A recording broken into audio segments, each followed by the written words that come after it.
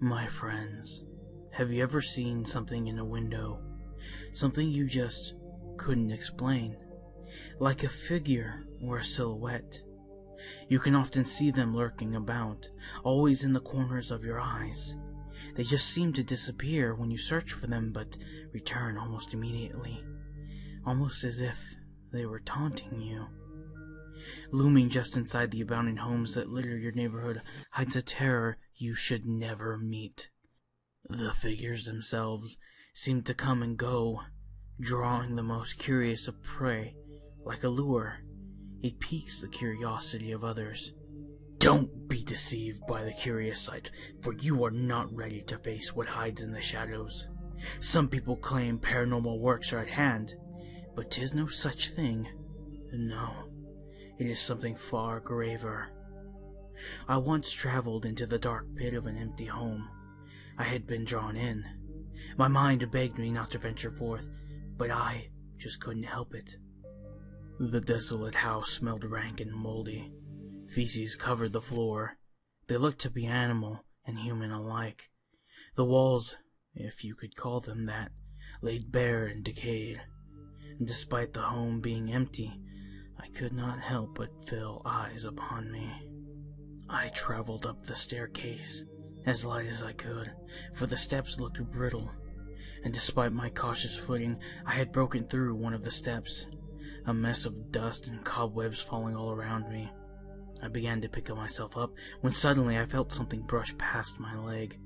I hurriedly pulled it up, but only to find a massive forest of webbing. Ugh! The sight sent shivers along my spine. Arachnids and I have never had a strong relationship. The thought of them just makes my skin crawl.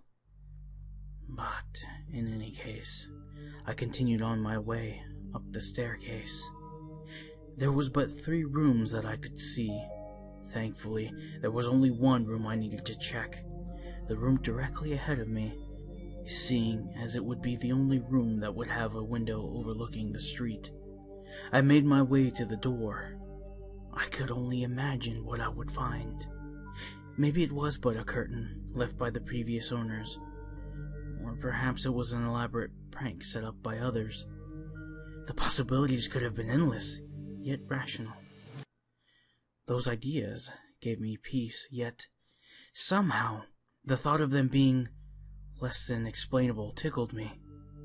How boring would it be to find such a mundane reason behind the ghostly figures? Ghosts! How magnificent would that be, that I, of all people, could discover the truth of the paranormal. The thoughts of fame and fortune kept me entertained, yet the moment was interrupted by my hand touching the cold metal, the door handle. I hesitated, gripping the knob, my heart racing. I opened the door very slowly, and through the cracks of the door I could see an empty room, a mirror image of the others in the home. I opened the door further. A stronger, even more disgusting stench came flooding out. I took a step back, gagging.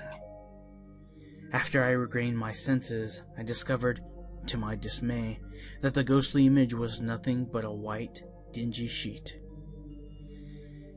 I sighed deeply in sorrow. I was relieved that I was not in danger, but depressed it was nothing spectacular. I was about to walk out when I noticed the sheet began to sway. It caught my eye, and for a moment I was befuddled. There was no wind or airflow to make the sheet do such a thing. I moved closer to investigate the sheet, and that's when I noticed the long strands of wire attached to it. This sheet was being manipulated like a puppet, but by whom? I slowly raised my gaze, following the white strands. The strands grew in thickness and almost instantly became a deep crimson color. They eventually came together into a web. It was massive, so much so that it covered the ceiling.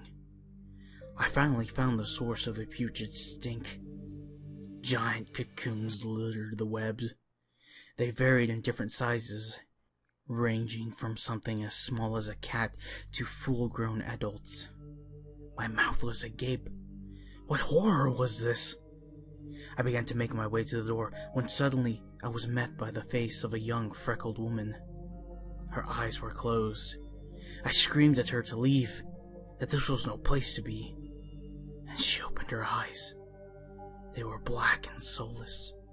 Her mouth opened up, yet she mouthed something to me, but I was unable to decipher her words. I was dumbfounded and afraid, but there she was, blocking the doorway. I screamed at her to let me pass, but she continued her rant. And my patience had worn thin at this point. I decided to push past the young woman, and as I did, that's when I learned the horrifying truth, the real reason why you see the ghostly images. The woman was in fact not a woman, but a horrifyingly large spider. The creature had been wearing the young girl's face like a mask. Needless to say, I managed to escape that wretched place. So I implore you, now that you know the truth, should you ever see the flying ghosts, as it were, don't fall for its tricks. But I suppose if you don't believe me, you could always have a look yourself.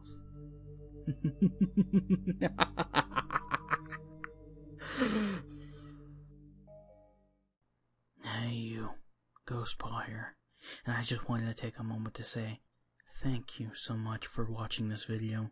I know it's been a long time since I've made one, but I think I'm back in the swing of things. I know it's been a while since I've put up another video, but don't worry, there'll be more to come.